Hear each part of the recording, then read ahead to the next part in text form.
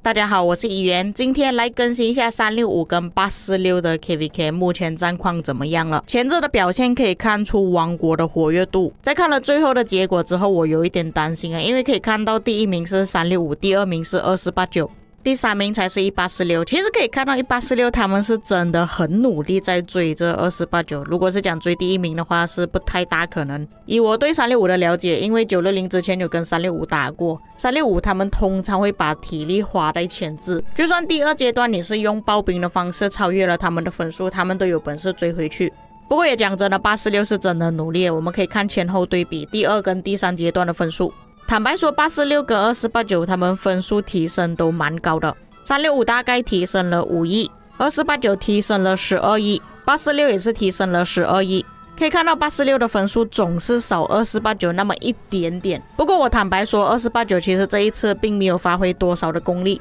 因为我发现到在第二阶段训练部队的时候，2489、365的玩家并没有训练太多的部队。相信那个截图大家都看过了，那你们可以看到只有巴黎队长一个人是已经冲上了4亿分数，4亿分数相当于巴黎队长一个人是训练了2亿的兵力。目前战力是已经提升到 7.4 亿了，感觉他这一次是下定决心要阵亡更多的部队了。之前有一场 KVK 就是846对上302那一场 KVK 呢，因为巴黎队长死了太多的部队，变成要一边打仗一边训练部队，可能是觉得这样子太麻烦了，所以这一次直接干脆在前置把所有的部队训练好，后面就不需要去顾虑太多部队阵亡的问题。不过在之前我有说过，他在一个赛季里面阵亡最高纪录是 7.3 亿，那他目前的战力是 7.4 亿，我个人觉得可能不够他用，或者是真的是打光为止。我们就期待这一次巴黎队长会有什么精彩的表现吧。反而这一次88的战力就没有提升太多，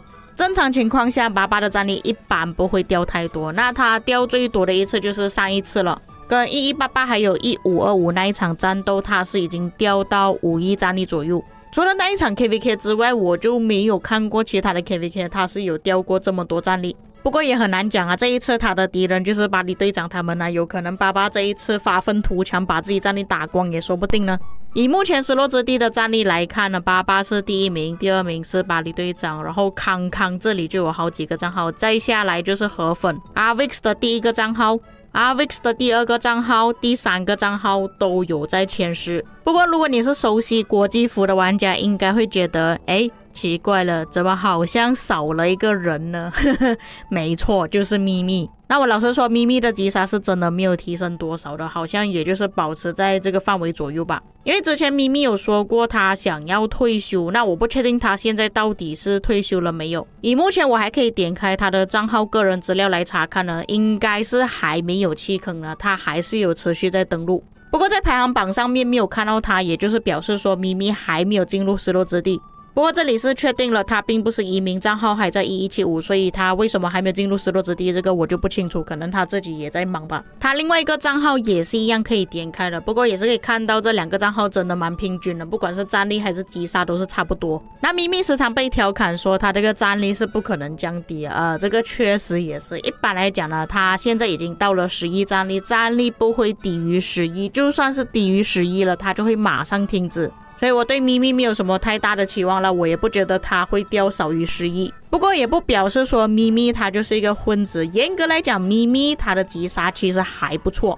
就是击杀跟治疗的战损比没有这么好看了，不可以说1比1吧，就大概1比1.5左右。不过也是考虑到他们上一场 KVK 跟846打，846也不好对付，所以他这里打出来战损比还可以接受啦。他的另外一个账号治疗跟击杀就稍微多一点点，不过阵亡2个账号都是一样，只有800万。相比之下，88的击杀是咪咪的3倍，不过考虑到上一场 KVK 是苦战他这里的战损比其实也并不好看，可以说报告是有赚，但是赚不多。然后他这里的阵亡有4372万，他这里阵亡如果全部都是 T5， 也就是说他上一次 KVK 阵亡了 4.3 亿的部队。以88的战力阵亡4亿战力其实并不是很多，但是以一般的玩家来讲，已经是阵亡了4个驿站的玩家。不过尽管88这里付出了这么多，击杀阵亡了这么多，还是一样没有办法获得胜利。不过这个可以稍微跟 Peacemaker 那边做一个比较，这个大佬就是之前介绍提升14亿击杀的玩家。严格来讲两个人的数据都是差不多的，因为都是在弱势方他们打 KVK 的时候，所以战损比都没有赚特别多。不过可以看到阵亡Peacemaker 是稍微少一点点的，少了1倍。不过也是考虑到 Peacemaker 原本战力就没有这么高，所以这里阵亡2581万是可以接受的。不过巴黎队长这个数据并不是记录他之前阵亡7亿的那一场啊，这个是记录上一场而已。我觉得还蛮可惜，因为那一场记录是真的特别漂亮，他的击杀阵亡都特别高。不过也可以看到他上一场其实也是阵亡了大概2亿左右，不过也是一样战损比没有特别好看，都是1比 1.5 左右。不过这几个大佬的数据全部都是劣势方，我给你们看一下，如果是优势方的话会变成怎样。先看一下狗哥的是赚了差不多1倍左右，因为都是大部队前进，然后压着敌人来打，所以击杀赚的特别多。Avix 的击杀战损比也是赚了1倍，包哥的战损比也是大概赚了1倍。就比较个别的案例，全服最高击杀的玩家 RZ， 他这个不知道怎样搞的，他的战损比是1比1的。RZ 这个真的是太心急，想要赚更多的击杀。那你们可以看到前面我做好几个玩家的比较，全部都是劣势方，但是至少他们报告都有赚。然而 RZ 所在的王国是1960，就是跟狗哥、豹哥、Avix 全部在同一个王国里面，但是人家都是赚1倍，他这里是刚刚好1比1。在优势方通常都是赚了，RZ 这个可能真的是个别案例，因为这里的治疗数量差不多，但是可以看到88这里的击杀数是比 RZ 还要多出了1亿，甚至88治疗还比较少一点，所以我觉得 RZ 可能要改一下自己的打法。以他目前的战斗方式来说，会损耗很多的资源跟加速。不过坦白说，如果真的跟 RZ 去打架呢，你是真的可以完全放心的，因为 RZ 永远都是冲第一个的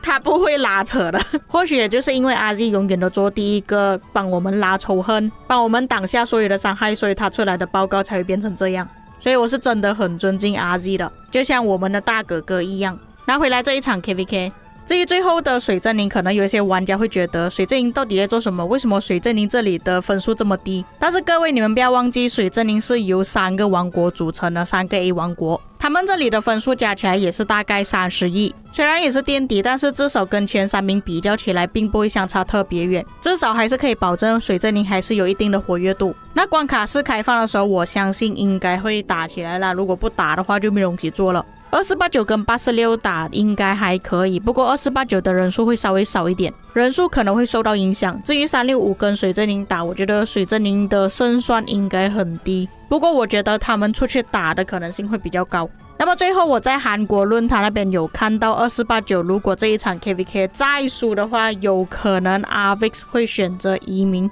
那他说他是从1648那边的玩家听回来的，他说 Avix 会带一些越南玩家移民到2975是已经赢过了一次奥西里斯联赛区域赛的冠军，刚好这个王国确实也是越南王国，然后河粉跟 Avix 也是有账号在这个王国。那爆料者还有补充到，有一些2489的玩家是已经过去2975了的，正在打着第2次的征服赛季。不过我也不确定这个玩家到底讲的是不是真的啦，如果是真的话，是不是也间接性等于说爸爸又弄死了2489呢